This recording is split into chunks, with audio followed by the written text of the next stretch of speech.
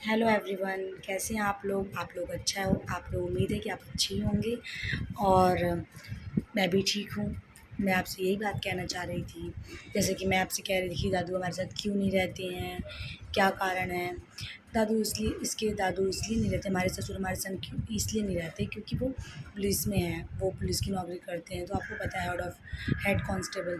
तो आपको पता है कि पुलिस की नौकरी कैसी होती है। सो बरेली में जब रहते थे तो उनका टाइम पीरियड कंप्लीट हो गया है, सो इसीलिए उनका ट्रांसफ़र कहीं और हो चुका है। तो वो आते जाते रहते हैं, जैसे 10 दिन में, 15 दिन में। पर इस बार तो वो 1 मंथ 10 डेज़ बाद आए हुए थे। तो बच्चों को जानते ही हैं, दादू और दादी के संग ही रहे हैं, तो उन्हें बहुत लगाव है दादू दादी से। हमेशा दादू दादी संग रहते हैं। और दादी भी नहीं है, उन्हें भी हो गया है 20 डेज़। आपको मैंने एक ब्लॉग बनाया हुआ था, वो गाँव चली गई हैं। नानी की तबीयत ठीक नहीं है। आप लोगों को पता है कि नानी भी बहुत ही सीरियस मैटर चल रहा है उनका भी। और दादू भी नहीं आया, सो बच्चों को तो बहुत ही ये था कि बस दादू आ जाएँ, दादू आ जाएँ। दादू आ गए और पापा इसीलिए हमारे संग नहीं रहते हैं, मुश्किल है रहना उनका। अब जानते हैं, नौकरी में तो इंसान कहता है नौकरी करते हैं सरकारी है, सही है, बट उसके लिए परिवार से दूर रहना पड़ता है, बहुत सी सैक्रिफाइसेस करनी पड़ती है। अब बच्चों की पढ़ाई है, अब हम पढ़ाई छुड़ा के तो नहीं जा सकते ना। बच्चों को संग में एडमिशन ना कराए, क्या कहाँ-कहाँ लेके दौड़ेंगे। सो इसीलिए पापा अकेले ही वहाँ रहते हैं, मम्मी भी मेरे संग ही रहती हैं। अब 2-2 बच्चे हैं, मुझसे सँभाला नहीं जाता। अब एक को स्कूल छोड़ने जाओ, फिर स्कूल से ले आओ, फिर कोचिंग छोड़ने जाओ, फिर कोचिंग से लेके आओ। अब पता है बहुत दिक्कतें हो जाती हैं। एक हाउसवाइफ़ होगी और जो जिसके हस्बैंड संग में नहीं होंगे, बाहर नौकरी कर रहे हैं या कहीं और होंगे, तो उसे पता होगा कि कितनी दिक्कतें होती हैं। बच्चों को सँभालना, घर का सामान है, स्कूल लेने, ट्यूशन की टेंशन, एग्ज़ाम के टेंशन्स, बीमार हो जाए तो टेंशन, इतनी टेंशन होती है कि कुछ कह नहीं सकते। सब कोई कह ही नहीं सकते। बट हाँ, मैं ये नहीं कहूँगी कि मैं ही कर रही हूँ, मेरे साथ में मेरे हस्बैंड भी, मेरे फादर इन लॉ, सब ये लोग भी मेहनत कर रहे हैं, बाहर जा रहे हैं, कमा रहे हैं, तभी तो चलेगा। बिना कमाए भी तो नहीं चलना है ना। तो इसलिए वो जहाँ है वहाँ वो भी मेहनत कर रहे हैं, हम मम्मी हैं वो यहाँ मेहनत कर रहे हैं। सो मेहनत ऐसा नहीं कि वो नहीं कर रहे हैं, मेहनत तो सभी कर रहे हैं। बट परिवार अलग-अलग रहना, जिसकी फ़ैमिली में ऐसा होगा, वो उसको इस चीज़ का एहसास होगा कि अगर परिवार अलग होता है तो कैसा लगता है। बहुत टाइम से सब अलग-अलग ही रह रहे हैं। यहाँ इवन मेरे हस्बैंड भी बाहर ही रहते हैं। उनका भी 1 डेढ़ साल से ट्रांसफ़र हो चुका है, सो वो भी बाहर रहते हैं। वो क्या नौकरी करती हैं और क्या करते हैं, क्या नहीं करते, वो सब मैं नेक्स्ट ब्लॉग में आपको बताऊँगी। अभी फ़िलहाल तो मैंने आपको बता दिया। दोपहर का टाइम था और 9 आ गया था, धैर्य स्कूल से आ चुका था।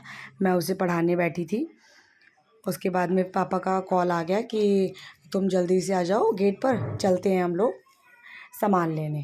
फिर मैंने कहा ओके ठीक है, मैं आ रही हूँ। फिर मैं तैयार होकर गेट पर भी पहुँच गई। मैं वेट कर रही थी, पापा के आने वाले हैं। और संग में धैर्य भी, उसे तो मस्ती सूझती है, जहाँ भी हो वो नाचते गाते अपना मस्ती कर रहे थे। हम लोग खड़े हुए रहे, फिर उसके बाद पापा आ भी गए, बस उनका थोड़ी-सी कार में प्रॉब्लम हो गई थी, थोड़ी बहुत, ज़्यादा नहीं, वो करंट-वरेंट का प्रॉब्लम था।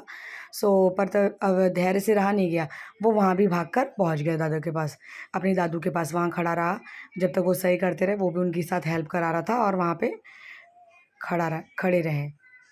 उसके बाद में अविक और मैं बैठ के वेट कर रहे थे कि आने वाले हैं। सो मैं और अविक इंतज़ार करते, मेरे बगल में एक सूप की, मैगी का दुकान है, सो वहीं पे जगह था, टेबल-वेबल था, मैंने और अविक को वहीं बैठा दिया था। अविक बैठे हुए थे, दादू का वेट कर रहे थे। फाइनली दादू पहुँच गए और आने के बाद मैंने पहले उनसे पूछा कि कार ठीक है ना? पता चले बीच में बंद हो जाए, कोई दिक्कत हो जाए। तो उन्होंने कहा नहीं अब ठीक है, कोई प्रॉब्लम नहीं है, वो थोड़ी-सी आ गई थी, तार में ढीली हो गई है, इसलिए वो करंट नहीं लग रहा था। मैंने कहा अच्छा कोई बात नहीं। फिर उसके बाद में मैंने दरवाज़ा खोला, तो पहले अभी को बैठना होता है। आप देख ही सकते हैं कि वो कैसे चढ़ रहा है, देखिए छोटे बच्चे को कितनी शौक होती है, अपने आप सब काम करना होता है। देखो धीरे-धीरे कैसे नन्हे-नन्हे चढ़ गए। फाइनली वो बैठ गए, मैं भी बैठ गई। उसके बाद पापा ने पहले ही अमरूद ले लिए होंगे, तो उन्होंने दिए कि लो अमरूद, पीछे रख लो। मैंने कहा अच्छा ठीक है दीजिए। और अमरूद देख के तो मुझे कुछ होने लगता है कि मुझे अमरूद बहुत ही पसंद होता है और मैं सोची थी कि मैंने घर चल के खाएंगे, पर मुझसे बर्दाश्त नहीं हुआ। सो मैंने एक अमरूद उठा लिया और मैं खाने लगी। तो धैर्य कह रहे हैं कि आप क्यों खा रही हो, ऐसे खाया नहीं जाता है। सो मैंने कहा कि बेटा मैं खा रही हूँ, मेरे से बर्दाश्त नहीं हुआ तो मैंने खा लिया। तो उसके बाद उससे भी रहा नहीं जा रहा है, क्योंकि होता है अगर एक खा रहे हैं तो दूसरे को भूख लग जाती है। अगर मैं खा रही हूँ उसका मन नहीं, वो एक बाइट ज़रूर खाना होता है। सो उसने भी एक आध बाइट खाया, उसके बाद मैंने अमरूद खा लिया, पूरा फिनिश कर लिया। ऐसे ही हम लोग बैठे रहे, फिर हम पहुँच गए राधिका टॉयज़, जहाँ पे उसका सामान लेना था। आपको बता देते हैं कि उसके दादू के आने के बाद उसकी सब डिमांडें होती हैं, तो पहले से ही सब प्रॉमिस हो चुका है। बॉटल लेना है, कंपोस्ट बॉक्स लेना है और भी क्या क्या सामान लेना है पता नहीं। चलिए देखते हैं क्या लेते हैं। अर्णविक धैर्य, देखते हैं क्या लेते हैं। धैर्य धैर्य तो कंपास बॉक्स देख रहे हैं, एक निकाल रहे हैं, दूसरा निकाले, तीसरा निकाले। यहाँ देख सकते हैं बहुत सी डेकोरेटिव सामान, डेकोरेशन के सामान। उसके बाद में यहाँ पे भगवान जी की मूर्ति वूर्ति भी बहुत सी, मतलब बहुत ही अच्छा सामान। यहाँ हर कुछ मिल जाता है, आप आराम से कभी भी कोई भी चीज़ नहीं मिले तो यहाँ आओ, आपको हर चीज़ मिल जाता है। और फिर अर्नव अभी भी देख ही रहे हैं, धैर्य अभी भी देख रहे हैं कि क्या लूँ, पर देखते हैं वो क्या लेते हैं। फाइनली अभी भी कह रहे मम्मी मुझे समझ में नहीं आ रहा है। उसके बाद उसे ये चीज़ समझ में आ गया है, कंपोस्ट बॉक्स। देख सकते हैं कि ये उसने फाइनल लास्ट में यही फाइनल कर लिया। और इतनी सारी चीज़ें निकलवाए हैं, आप देख सकते हैं कितनी चीज़ें निकलवाए हैं बच्चे। मुझे तो कह रहे हैं आप मत बोलना, मैं अपने आप ले लूँगा। उसके बाद बॉटल भी निकलवाएँ, देखिए क्या समझ में आ रहा है उसमें। अब इतनी सारी चीज़ें निकलवाने के बाद फाइनली उसे ये ब्लू कलर का समझ में आया। और कह लिए मेरी बात तो वो कुछ नहीं, सिर्फ दादू से प्रॉमिस हुआ है, दादू ने कहा अपने मन का लेना। सो इसलिए मैंने तो कुछ कहा ही नहीं कि जो आपको समझ में आए लो, और यूज़ भी उन्हें ही करना है, क्या फ़ायदा हम अपने मन का दिला दें उन्हें। हाँ, ख़राब भी ना हो ऐसा नहीं था, अपने हिसाब से दोनों की, मतलब मुझे भी पता है कि क्या सही है, और उसने जो लिया वो भी अच्छा था, सो मैंने मान गई। उसके बाद इतना सामान लेने के बाद हो गई थोड़ी-सी भूख लग रही थी। बच्चों को जानते हैं बाहर जाने के बाद भूख बहुत लगती है।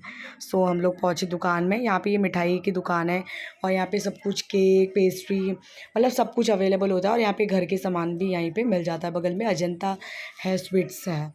वहाँ पहुँचने के बाद अभी को तो बस एक आइसक्रीम चाहिए थी और कुछ नहीं।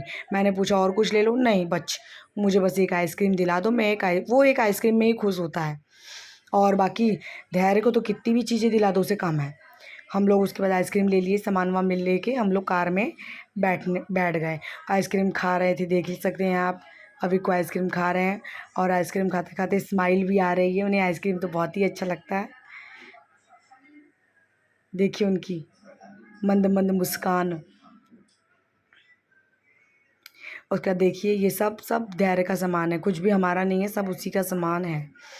उसके बाद हम लोग घर भी पहुंच गए, पर उसकी आइसक्रीम ख़त्म नहीं हुई।